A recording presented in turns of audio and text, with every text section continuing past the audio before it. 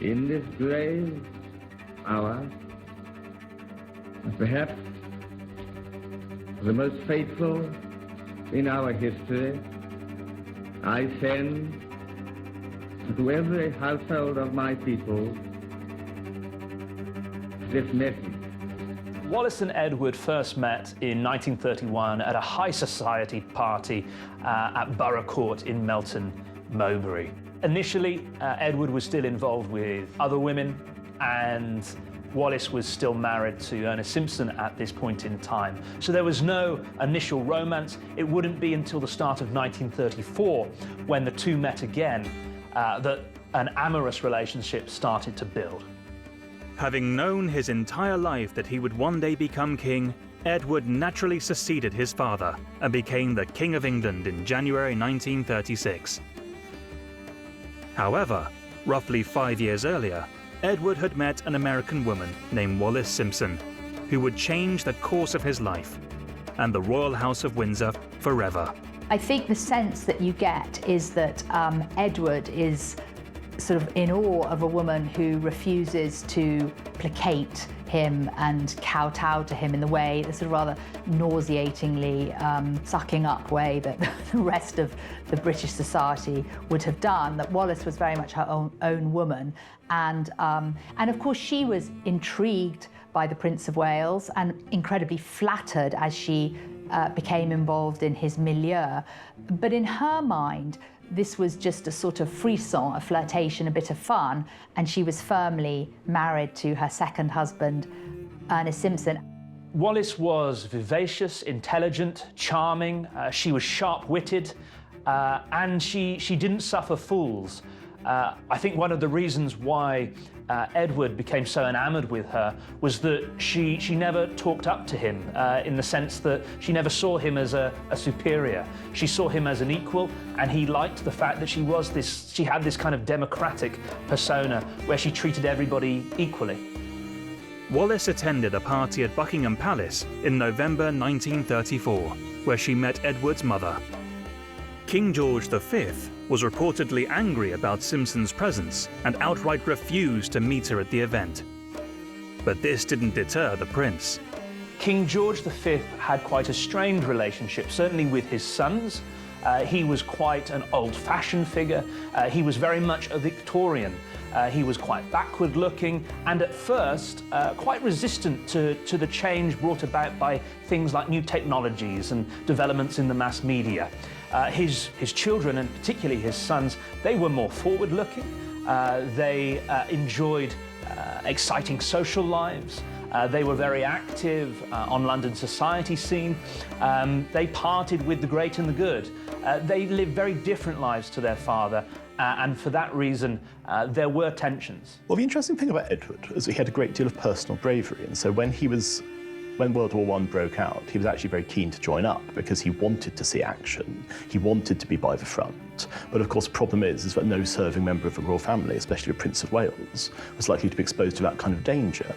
I think that's one of the most admirable qualities of Edward, was his desire to serve in World War I, and he became a member of the Grenadier Guards and was very much wanted to be treated like his peer group. That is absolutely fact. He really wanted to go to the front, and it was completely devastating for him. And when he was later awarded the Military Cross, he said that he felt a complete fraud and that he didn't deserve it, and that was, you know, he had a feeling of self-loathing, that he had these positions, but he didn't feel worthy of them. He was excited by change and innovation. As a man, he engaged in lots of outdoor pursuits, things like flying, golf, skiing, swimming. He was a real sort of showman in that respect. It was also the case that he enjoyed sort of the fast life and nightclubs and partying. He'd go out socializing, drinking with his brothers. He also enjoyed the company of women. He had a number of extramarital affairs. He was the bad boy prince, but he was loved by the public. The people saw him as a new king for the modern world. But the people didn't yet know of his secret, that he was in love with Wallis Simpson. Edward really liked the fact that Wallis was sharp-tongued, quick-witted. She was principled, she was kind, she was loyal, she was bright, she was funny. And I think he liked the fact that she would hold him to account in terms of his behaviour, something that he didn't get from the other women that he'd spent time with. What Edward liked best about Wallis was the fact that, in her words, I spoke to his inner loneliness. In a less polite way of putting it, she was the first person to deal with his very specific sexual tastes, because Edward was somebody who had quite advanced sadomasochistic tastes, and it was rumoured that he wasn't able to have a normal penetrative sex. He had the nickname the Little Man, which on the one hand could be seen as referring to his relatively small stature, but it could also refer to other things as well. But certainly I think you can see this very strong sexual relationship between Edward and Wallis as being one that affected both of them very closely, because she was somebody who was very happy to fulfil this role of a dominant partner, and he was somebody who craved to be dominated, both socially and sexually. Prime Minister Stanley Baldwin advised Edward to act more discreetly in the affair and told Edward that Britain would never accept Wallis, a twice-divorced American, as Queen. However, Edward VIII believed that rules were made to be broken, and he wasn't one for the rigid confines of royal regulation. Edward, as Prince of Wales, was a strange mixture of the very good and the very bad. He was very good in terms of giving good speeches, being charismatic, lighting up a party, always being the right person in the event. He was very bad because he had no actual investment in any of it. He often saw foreign trips as an opportunity simply to go and seduce local women. He wasn't as committed to going through government papers, to signing those off. Often courtiers would come home and find government documents covered in sort of stains from wine glasses and that sort of thing. He didn't take that work as seriously as he should have done. Despite the seemingly united front against him, Edward could not be dissuaded. He proposed a morganatic marriage in which Wallis would not be queen, only a consort, and be granted no rights of rank or property. The idea would be that while the husband or wife was acknowledged as a husband or wife, they would never be called king or queen. They wouldn't even be called prince or princess. However, on December 2nd, Baldwin rejected the suggestion as impractical. There are a number of reasons why the British Intelligence Service were spying on Edward and Wallis. Wallis was rumoured to have had liaisons with foreign government officials. That was of concern. There was a lot of questions regarding whether she was possibly an agent working for some foreign power. It was also the case that both Edward and Wallis maintained close friendships with foreign government representatives, most notably Joachim von Ribbentrop of the Nazi state. He was ambassador for Nazi Germany in London, and they went out and had many dinners with him. The close relationship with the Nazis raised questions over whether Edward and Wallis were themselves possessed of fascist sympathies. British Prime Minister Stanley Baldwin wanted to get rid of the king, whom he thought to be dangerous. He tricked the king into asking the government for advice on the proposed marriage. Advice that, legally, the king would have to take. Give up Wallis or abdicate. There was a lot of pressure on Edward to either give up the throne in order to marry the woman he loved, or give up Wallis Simpson.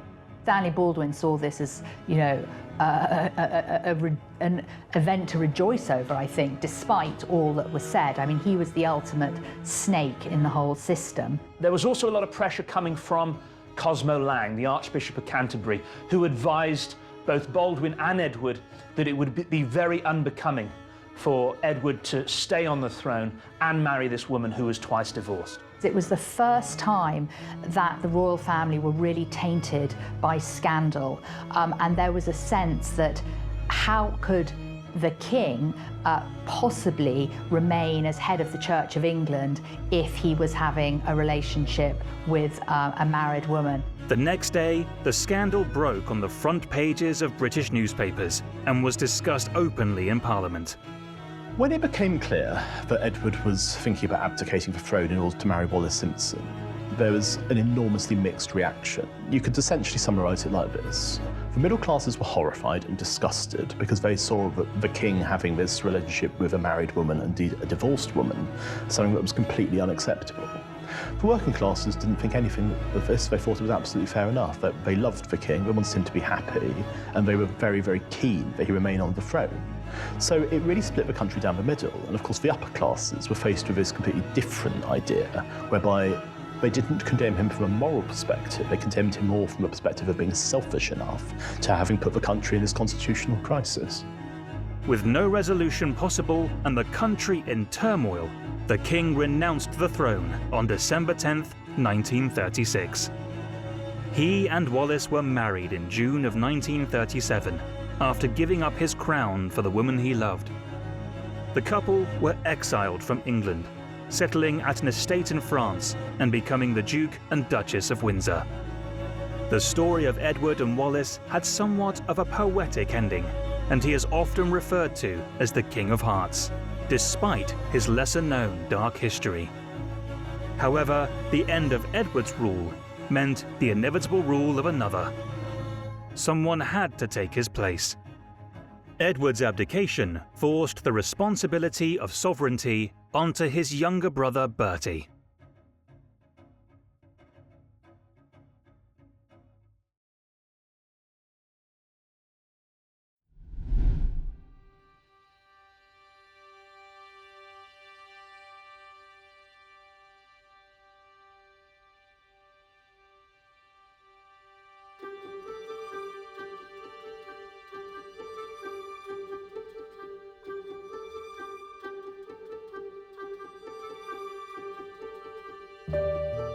The early life of the quiet Prince Albert was overshadowed by his gregarious elder brother and heir to the throne, Edward.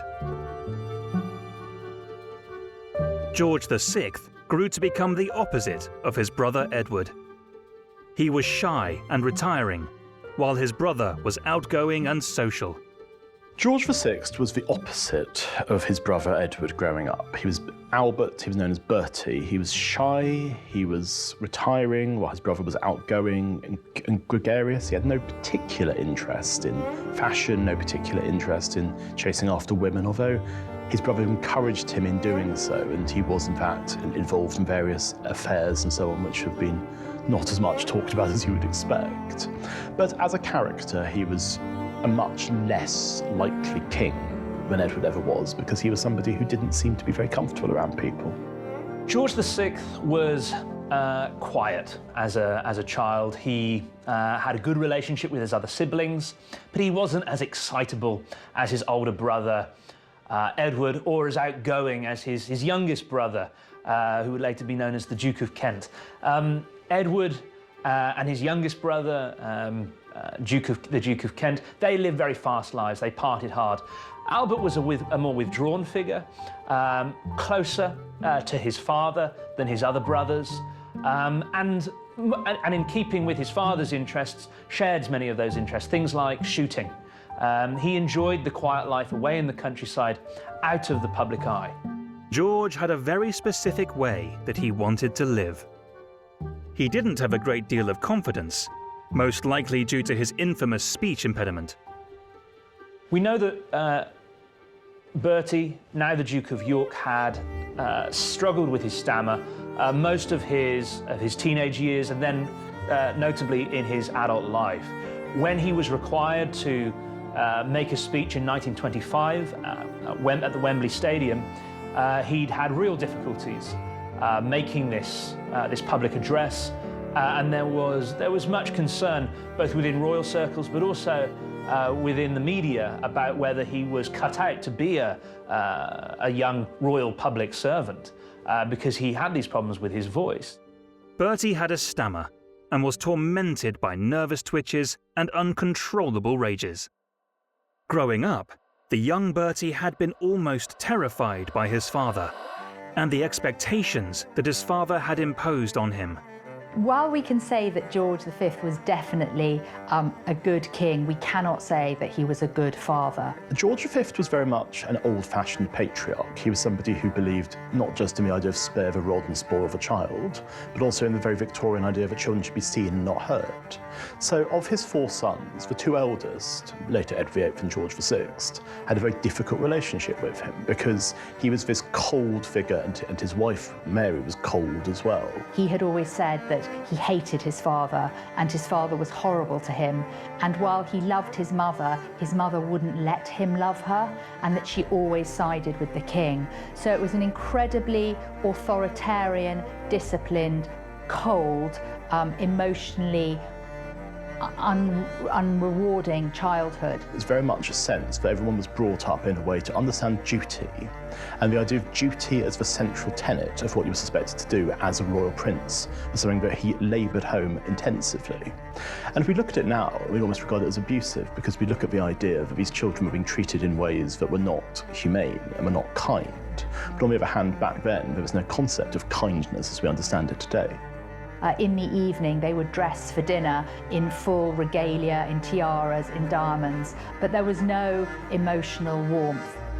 A sense of duty and obligation was drilled into the children from a young age, so there wasn't much room for love and affection. But what Albert lacked in social skills and confidence, he made up for in sportsmanship. Albert was a natural athlete, a superb shot and good enough tennis player to play at Wimbledon.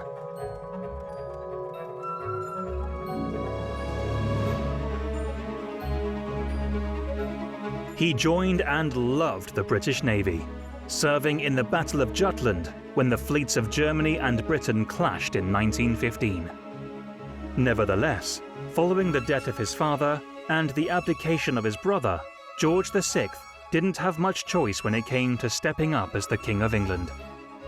The coronation was held on the 12th of May, 1937, the day that had originally been chosen for the coronation of Edward VIII before his abdication. Albert was terrified. However, luckily for him, he didn't have to do it alone, as he would have his wife, Elizabeth, by his side. By 1920, the 25-year-old Prince Albert started looking for a wife, and would find her in his longtime friend, Lady Elizabeth Bowes-Lyon. Born the Honourable Elizabeth Angela Marguerite Bowes-Lyon on 4th of August 1900, fourth daughter of Lord Glamis, later 14th Earl of Strathmore and Kinghorn, and second child. She spent her early childhood at St Paul's, Waldenbury in Hertfordshire, north of the capital. This was the country home of her parents. When her father inherited his earldom in 1904, she became Lady Elizabeth Bowes-Lyon. Elizabeth enjoyed her childhood, unlike her husband. It was a time of happiness, fun, and filled with a deep sense of love and security. Lady Elizabeth's mother encouraged her children's education in the arts and culture. She was educated at home, and by the age of 10, she was fluent in French.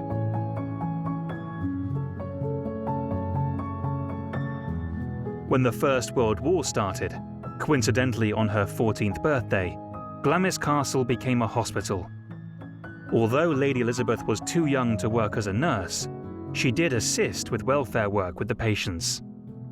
As well as caring for the troops, Lady Elizabeth also played a significant part in rescuing the castle's contents during a severe fire on the 16th of September 1916. 2 soldiers discovered a fire in a room under the castle roof. As they ran to raise the alarm, the first person they came across was Lady Elizabeth, who kept calm and immediately telephoned both the local and Dundee fire brigades.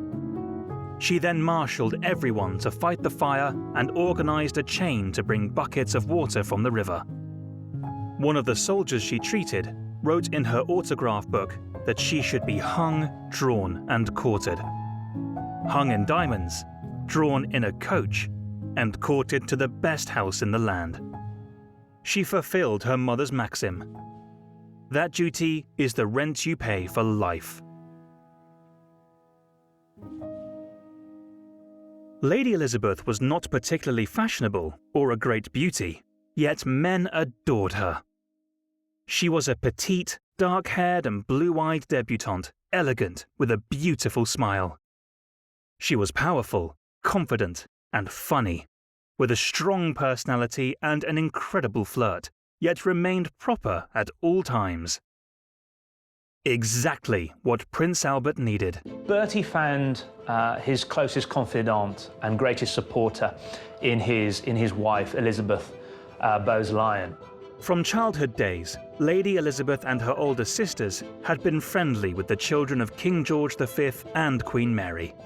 Occasionally, members of the royal family stayed at Glamis Castle.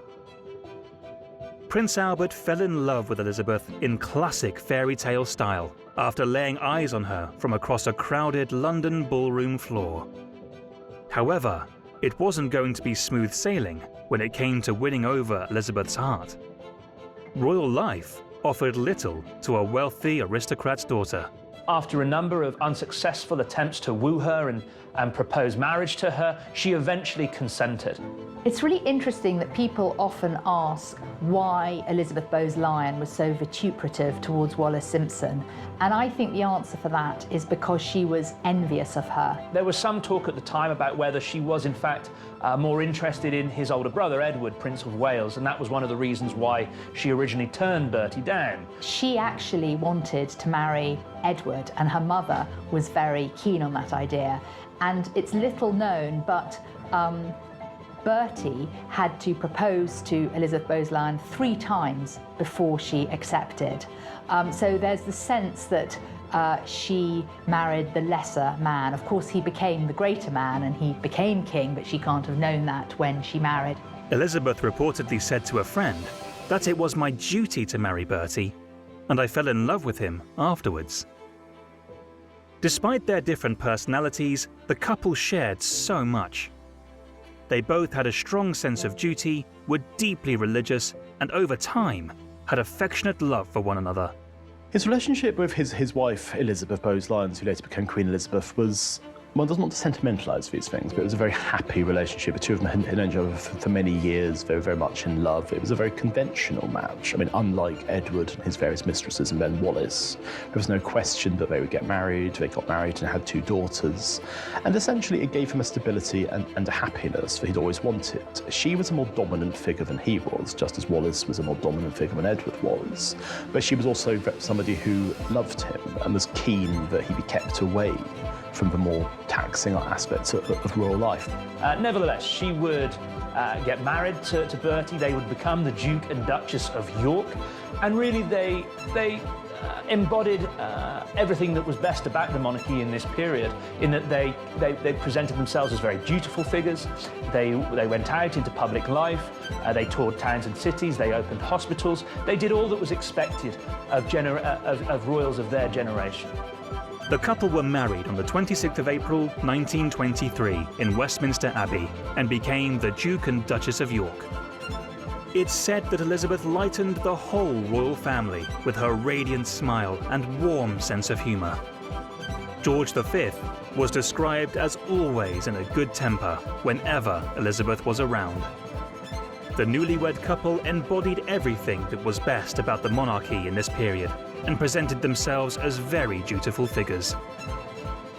They went on to have 2 children, Princess Elizabeth, born on the 21st of April 1926 at the Strathmore's London home 17 Bruton Street, and Princess Margaret, born on the 21st of August 1930 at Glamis Castle.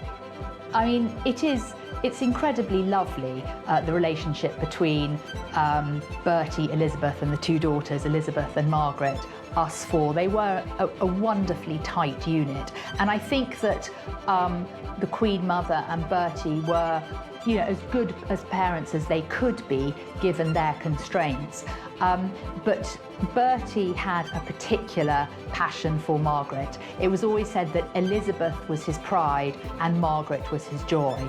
And in fact, Margaret understood his temperament. Margaret was terribly spoiled. I mean, she was a complete daddy's girl, but she was the only one who could soothe him when he got into what the family called one of his terrible gnashes, his kind of anxious, frustrated rages. And Margaret would be the one who could you sort of tickle him out of those with humour and love and jokes. And he always gave Margaret an extra kiss. In the 1920s and 1930s, Albert became known as the Industrial Prince.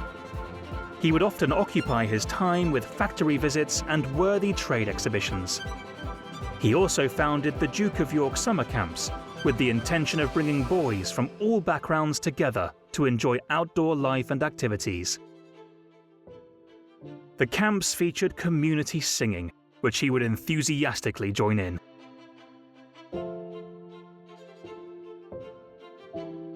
Because they weren't first in line for the throne, the family could shy away from the public's view.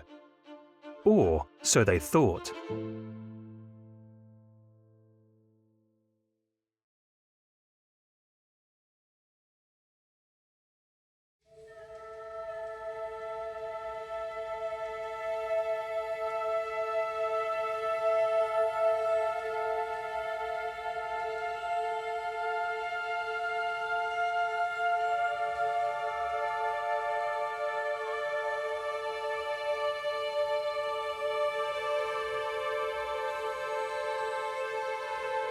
On the 20th of January 1936, King George V died after suffering from smoking-related health problems throughout his later reign. And due to Edward's choice to relinquish his position as king to marry Wallis, the next person in line was his younger brother Bertie. 14 years after marrying Elizabeth, George would now have to step up to the role of King of England. In 1936, Bertie unexpectedly becomes king. This was a moment of great challenge for him in that he was something of a reluctant figure. He had been up until this point a family man. He enjoyed his private home life away from the media, away from the cameras. He knew from this point forward that this would all become and be put on public show, and that he'd had to embrace a new path. That required that he put duty and public service ahead of all else. George VI was desperate not to become king. He was absolutely terrified by responsibilities of what would happen. He never expected to be king. He didn't feel that he had the wherewithal to be king. He was the absolute antithesis of his brother. His brother was sophisticated, glamorous, dashing, confident, good with people. Here was Bertie, anxious, stuttering. You know, you couldn't have a greater contrast. So he begged Edward not to abdicate. He said, please, don't do this to me.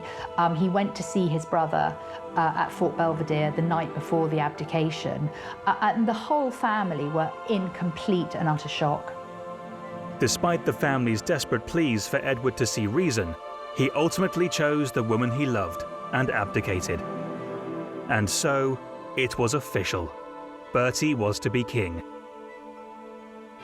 The Duke of York becomes king, his Duchess queen, and their two little daughters next in line for the throne.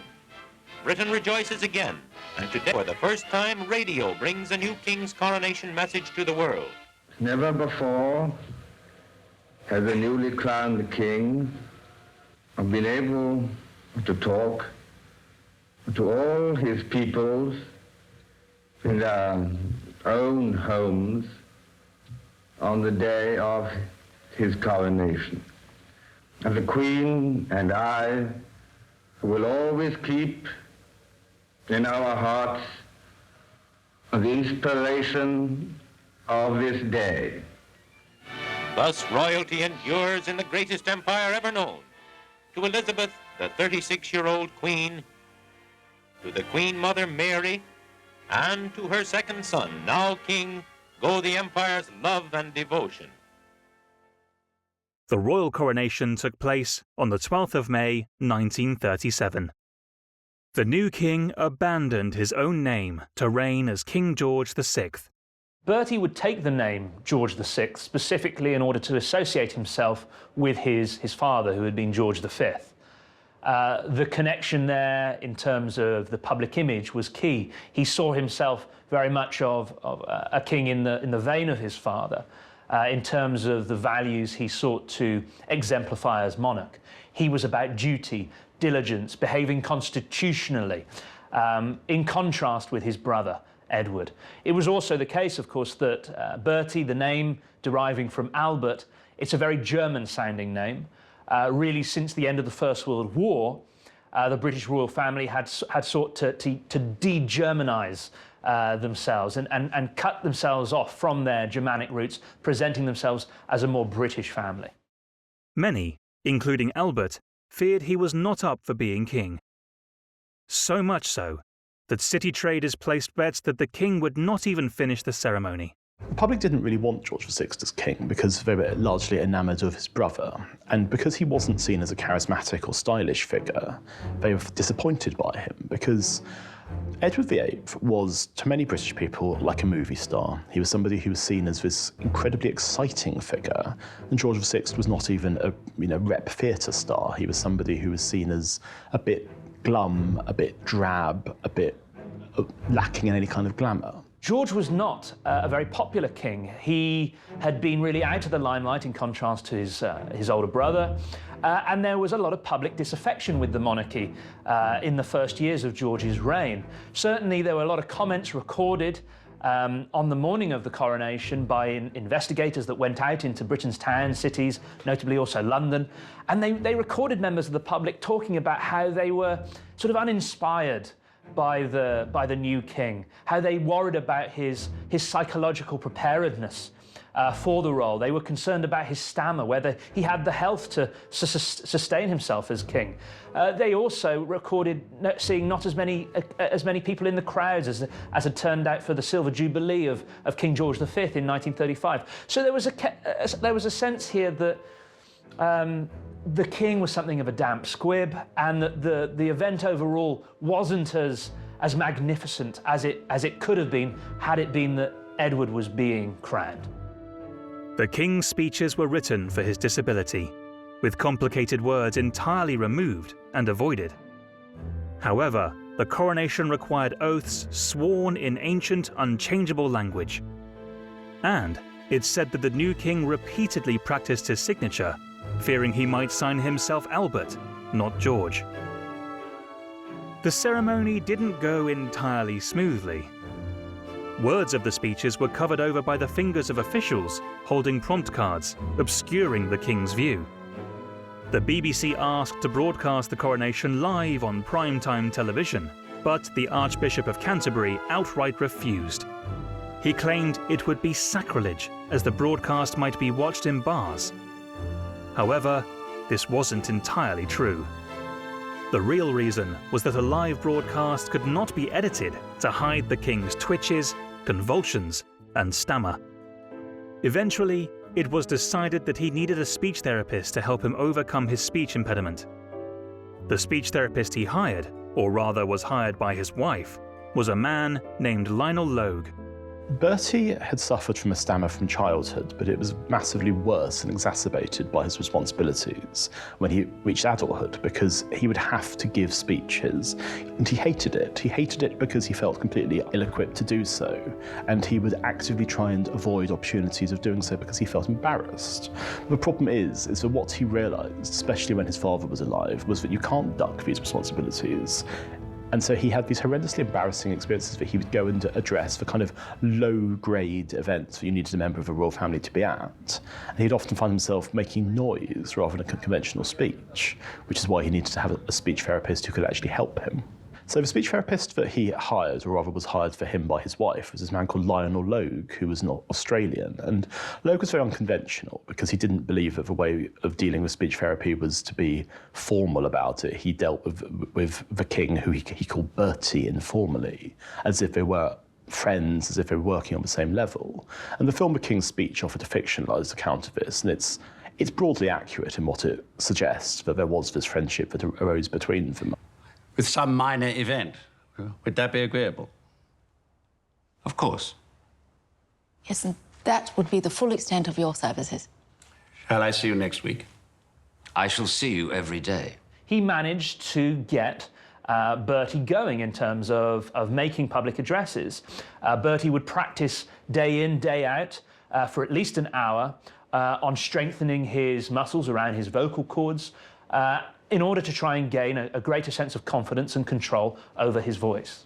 The speech therapy was very effective for Bertie in that he did gain in confidence. Notably, the impediment would never fully go away. Bertie would continue to stammer, but nevertheless, he became a much more confident and competent public speaker than he had been before. Cannot long be separated. It is well that we have in one of the world capitals a visible reminder of so great a truth. For without freedom,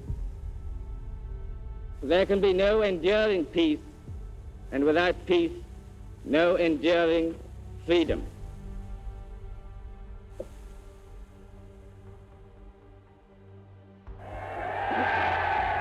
And the princesses come out to welcome their guests in Windsor Great Park. And for almost the last time before they again disperse to the ends of the earth, the Dominion and colonial representatives who have attended the coronation take part in a royal ceremony. And of all the brilliant gatherings of the past few months, probably the memory of this one will outlast all the others. For led by His Majesty, each of the distinguished guests is to plant an oak tree, one for every component part of the empire. And henceforth this spot in Windsor Great Park is to be called Coronation Grove.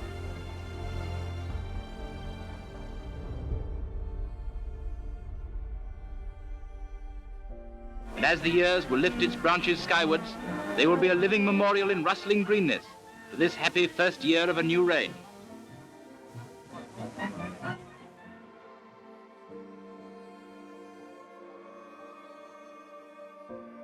His relationship with his father had been very different to his brother's relationship with his father because he was much more similar to George V in terms of temperament and in terms of character than his brother was.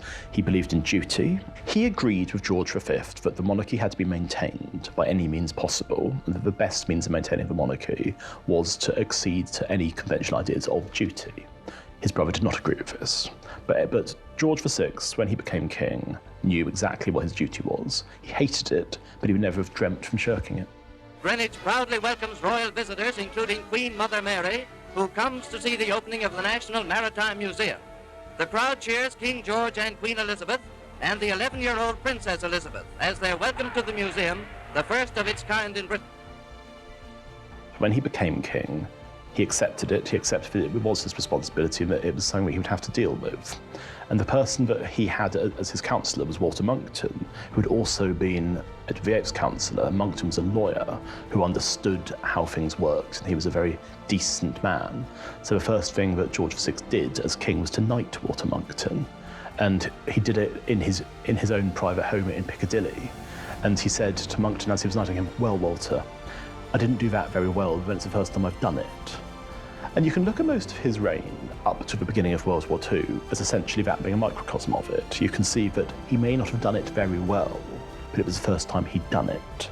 And although there are people who sneered at him, such as the diarist Chips Channon, for lacking glamour, for not being a charismatic figure, for his stutter, he was somebody who was trying his very best. And I think that's what you can see the king as being, somebody who was trying to be like his father, not like his brother. The memorial seems to me finally conceived and finally executed. It is fortunate also in the position it occupies. Standing as it does against the background of the castle, reminding us of the long and continuous history. Before the coronation, the Duke of York had stood out in his ordinariness, his wife friendly but dowdy. Following the coronation, all of that was to change. The new royal family was hurled into a hectic schedule, taking them to every corner of the British Dominion. The royal family aimed to couple the traditional mystique of royalty with traditional family values. With time, King George VI began to overcome his shyness, and he grew as king, due to the ongoing support from Queen Elizabeth. The instincts for the fashions of the late 1930s didn't come naturally to Elizabeth, nor did she have the figure for it.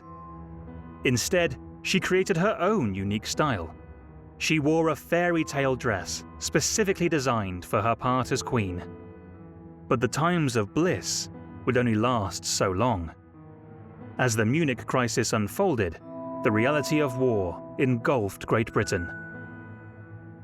The day that war was declared against Germany was a great moment of sadness and concern for the British public. They understood why this point had been reached, that Hitler had time and again broken promises, and as a result, Chamberlain and Chamberlain's government had been forced to declare war on Germany. In this moment of crisis, the British public, I think, were looking for leadership not just from the government, but also from the British royal family.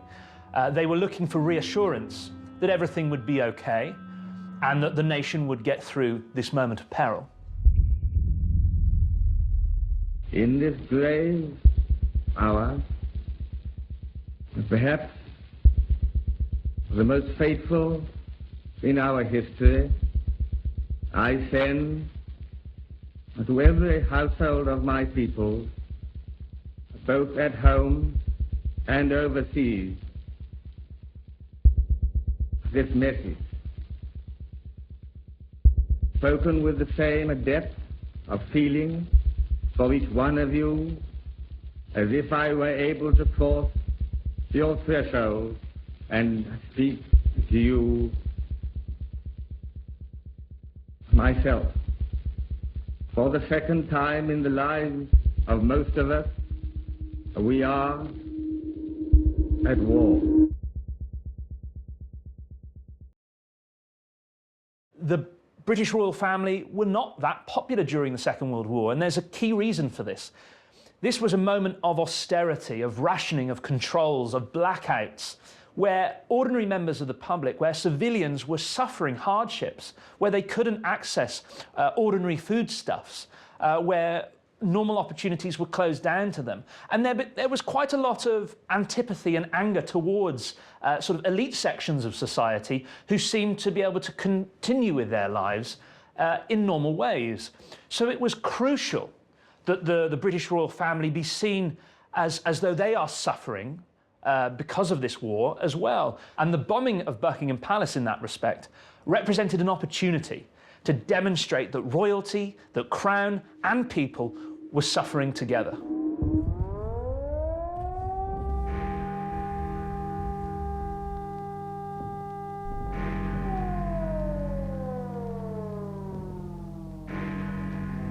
Of the 500 German planes that came over that day, more than 1/3 were shot down. In the 28 days of terror from September 7th to October 5th, the Nazis dropped 50 million pounds of bombs on the city, killed 7,000 helpless civilians, and wounded 10,000 more. Bombs fell on Buckingham Palace,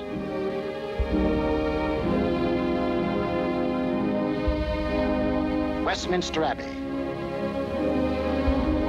the Houses of Parliament, Fleet Street, the center of the news, St. Paul's Cathedral. Buckingham Palace was bombed on several occasions in World War II. The most spectacular one came relatively early in the war, when bombs landed sufficiently close to George VI and to Queen Elizabeth and to their Private Secretary Alec Harding, that if it hadn't been for a couple of minor bits of chance, they almost certainly would have been killed. And it's very interesting to see this, because whoever bombed Buckingham Palace knew exactly what they were doing. They knew exactly which parts of the palace the King and Queen would have been in. They knew exactly where to hit it. So there was clearly somebody working off some kind of intelligence, which was not intelligence that the general public would have had, and it's certainly not intelligence that Nazi Germany would have had. And the question we have to ask is, how would you have got that intelligence, were it not for fact there was somebody who was at loose, who would have been able to tell people exactly, if you wanted to bomb Buckingham Palace and kill my family, this is how you do it. And of course, the question is, did Edward actually want to see George VI and the Queen killed? I don't know is the answer to that, because on the one hand, he didn't like his brother, he was angry with his brother, but was he actually a traitor? I don't know. But what I think you can say is that his acts, even if they were not committed with intentional treachery, certainly added up to treachery.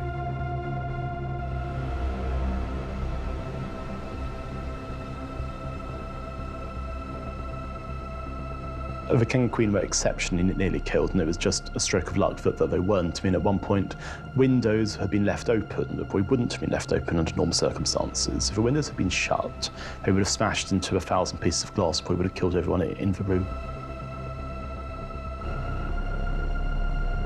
After the palace was bombed, they're both absolutely terrified. The king wrote in his diary that he couldn't quite believe what had happened and that he was very, very lucky to have escaped. But days later, he's still writing, "I look outside and I can't forget seeing the bomb." It's quite clear that it had a kind of traumatic effect on both of them. What was very interesting was that, especially after Buckingham Palace was bombed and the King and Queen went out into the East End to see that they'd been bombed, and the Queen famously declared, "I'm glad we've been bombed because it makes me think I can look the East End in the face." There was a real sense of the traditional bounds coming down, a real sense that they were all in it together. The King and Queen were very keen to emphasise a narrative that they, the royals, and the British public at large were all in this war together. There was a sense of shared sacrifice that united crown and people. What you saw with the King and Queen was that they really were cheek by jowl with their subjects. I mean, they knew they could have been killed just as anyone else could have been. And although, of course, they did all these things with an eye for publicity, it was also something that they genuinely believed. They genuinely were sincere about the idea of wanting to be standing alongside their subjects who had been bombed, who were going through the same things they were, because obviously they knew they were just as likely, if not more likely, to be bombed than anybody else. Once again, Londoners who have known nights of terror before return to their bombed-out homes. Britain's beloved monarchs are on the scene a short while after, again demonstrating a human sympathy for their subjects, whose courage has never yet been shaken. But king, queen, or humble citizen, all veterans of the Blitz, demonstrate once more that London can still take it. What George VI realised in World War II was that it was a conflict like Britain had never known before. It was a conflict which was going to be fought not just in terms of battlefields and across the world, but it was also going to be fought via the media. It was going to be fought in recorded speech, it was going to be fought in newsreels. It's very important that you had to look the right way, because every time that he was being filmed, it was something that was being distributed around the world. And a lot of Britain's allies, or putative allies, such as America, were looking at Britain, especially after the fall of France in 1940. The questions that they were asking are, do we let Britain stand alone? Do we let Britain fight on their own? Or do we actually try and help them? Is this worth our getting involved in? So George was aware that in addition to being his country's king, he was also acting as a kind of global ambassador. He was able to say, I have to be the king that Britain needs, both in a symbolic way. I have to be the person who can be in the newsreels, who people can feel inspired by, but also in a practical way. I mean, he was somebody who he understood the minutiae of involvement. He was able to participate in this thing, which only came out quite recently, this sort of MI5 double-cross operation, whereby he was being filmed for newsreels, these non-existent plants, all of which were designed for the Germans to believe that D-Day would be happening somewhere different. And he enjoyed all that. He enjoyed the subterfuge, he enjoyed the sense that he was doing something worthwhile. Outside the general's caravan, the king held an investiture, decorating men honored for bravery in battle. But he also enjoyed the sense that he was actually making a difference, because he was a king who was getting involved in a way that very few of his predecessors ever had. He was actually being asked by military leaders both from Britain and America, what do you think we should do? And for somebody who was not a naturally outgoing figure, it was a very difficult experience for him. But in fact, as the war went on, he found himself taking on an active role in terms of making decisions and liaising with people at the very highest levels. And he found himself becoming almost a military leader in and of his own right. The King and Queen tirelessly visited the armed forces and bombed civilians and war factories. To those with shattered bones and bodies, a royal visit symbolised that the British nation knew and cared. Even the young princesses played their part in boosting the morale of the British citizens. notably in the 1940 BBC Children's Hour broadcast, where the young princesses Elizabeth and Margaret addressed the children of the Commonwealth. We know, every one of us, that in the end all will be well, for God will care for us and give us victory and peace. And when peace comes, remember, it will be for us, the children of today, to make the world of tomorrow a better and happier place. My sister is by my side, and we are both going to say good night to you. Come on, Margaret. Good night, children. Good night, and good luck to you all. This was Elizabeth's first public speech, something she would have to get used to, as she would soon have to address the nation and the world as Queen. The enemy who drove all Europe into war has been finally overcome. But at this hour, when the dreadful shadow of war has passed far from our hearths and homes in these islands, we may at last make one pause for thanksgiving and then turn our thoughts to the tasks all over the world which peace in Europe brings with it. First, and let us remember those who will not come back, their constancy and courage in battle, their sacrifice and endurance in the face of a merciless enemy. Let us remember the men in all the services, the women in all the services who have laid down their lives. We have come to the end of our tribulation, and they are not with us at the moment of our rejoicing. On September 2nd, 1945, World War II ended. The enemy who drove all of Europe into war had been finally overcome. On VE Day, the royal couple stood on the balcony of Buckingham Palace. Their daughters joined them, before secretly wandering the streets of London and shouting with the crowd for the king to come forth. But the celebrations could only last so long. The king knew that he and his prime minister had the challenging task of rebuilding the country from the rubble. So many lives had been lost, and enormous economic and social privation existed. The king always kept an optimistic and brave face for the sake of his people, despite knowing the dark truths of reality, a trait his eldest daughter, Elizabeth, idolized him for. However, the burden of being king can sometimes be too heavy to bear for just one man, leading to George's rapidly declining health.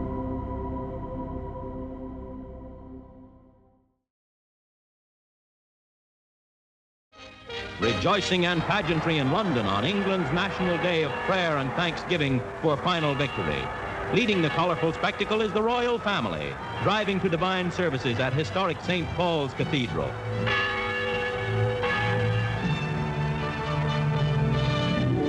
Ancient ceremony marks the procession of the monarchs, who are followed by more royalty.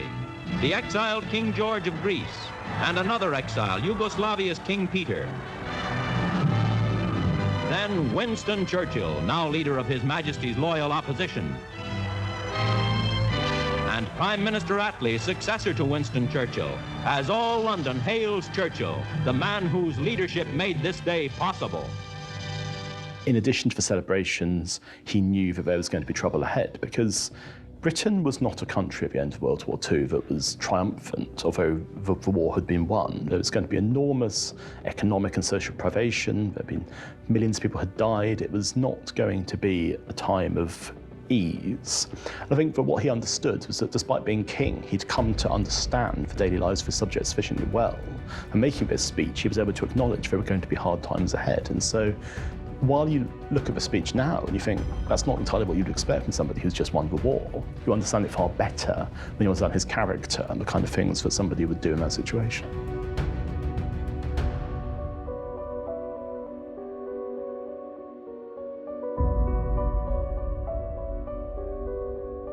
When VE Day finally happened, George and his family were in the palace, and this great cry went up, "We want the king, we want the king."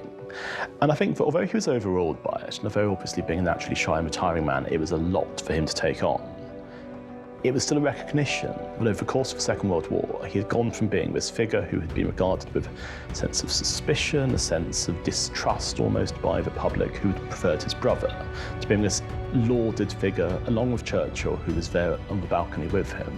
That the two men were seen as absolutely indistinguishable in terms of their contribution to the war effort, in terms of their importance for the British national character, and I think he ended the war an exceptionally popular monarch. Then the King and Queen appear for a great reception, with Princess Elizabeth, now 19, and Princess Margaret Rose, now 15 years old. Today, Britain, emerging from the war with a proud sense of duty well done, faces the grave problems of peace.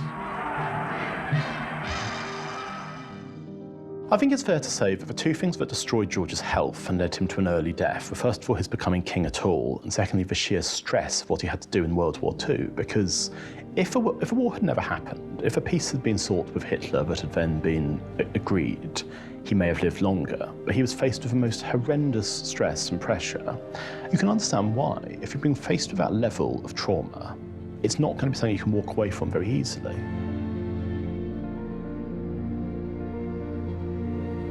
George VI, who had, as a young man, often suffered from ill health, became quite ill as a result of the Second World War. The stress of the conflict told on him. He was a heavy smoker, and by 1945, his health was actually very poor. George knew that he was very ill towards the end of his life. He knew that he was a committed cigarette smoker. He was somebody he'd always drunk quite heavily as well. He was somebody who knew that his health was not great. But on the other hand, he was being told by his doctors that operations that he'd had were successful. I mean, he had a large portion of his lung removed, that he was going to be okay. So the fact that he was dying was kept from him, but it was also commonly known within the wider echelons of the courtiers that he didn't have all that long, and that Elizabeth was likely to become queen far before anyone could have reasonably expected. George had been preparing Elizabeth to one day succeed him as the British monarch and as head of Commonwealth. The way he'd done this is to essentially demonstrate to her what the role of monarch required, and also give her opportunities to begin to develop her own public role. For example, her position in the ATS at the end of the Second World War was a way that she embraced a new public role, demonstrating that she was committed to service and duty. A number of other roles followed. She would accompany her parents on tours during the immediate post-war years, where she went out and was learning, if you like, the ropes of how to be young and royal. Still, when the young princess embarked on a tour of Kenya with her husband in 1952, she never expected to return as queen.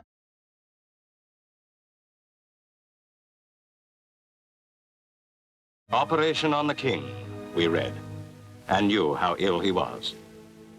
But success seemed to crown the skill of the surgeon. But now the king is dead, peaceful. I think we can see throughout George VI's reign, there's a pattern. There's this incredibly difficult thing which has to be overcome. George was not felt to be up to it, and then through a combination of strength of character, listening to people, and sometimes just luck, it always was overcome, and that was a fascinating run of luck, if you like. After the king's death, Elizabeth lived on for more than half a century. She continued to raise her daughters, including the late Queen Elizabeth II, with the same values that George had ruled with.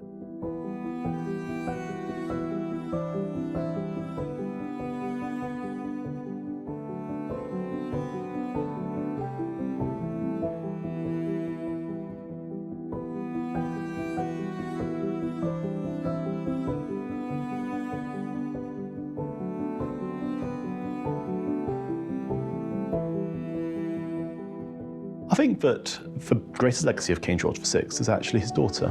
I think that she's always reigned very much as her father's daughter.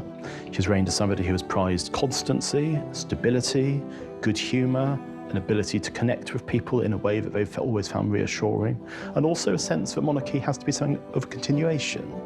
The Queen has never been somebody who has seen the monarchy as an opportunity to showboat, unlike her uncle.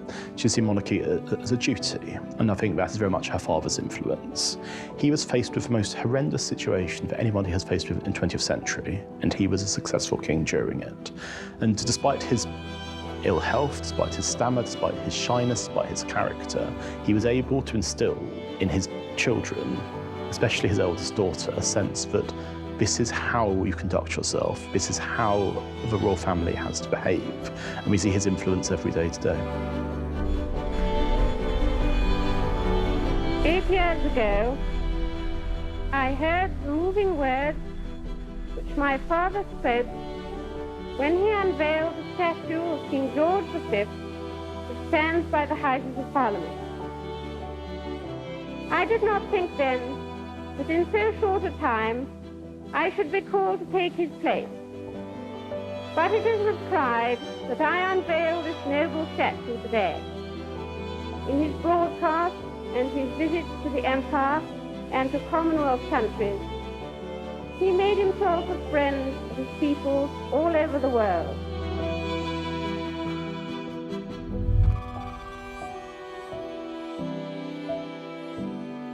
On her death, people talked of the end of an era, of things never being the same again, of Britain changing forever. And this is the garden as you planned it? Well, nature took a great hold, I think, you know. Now, there are all sorts of stories told about how guests which came to the house were virtually issued with a spade and a lot of charm from you and were told to get on with it. Kind people did do a little digging and snipping and all that sort of thing. Yes, they were all very helpful. It was great fun to do, you know. It was a bit of a wild place, you might say. And bonfire? Masses of bonfire. Food. That is a great joy.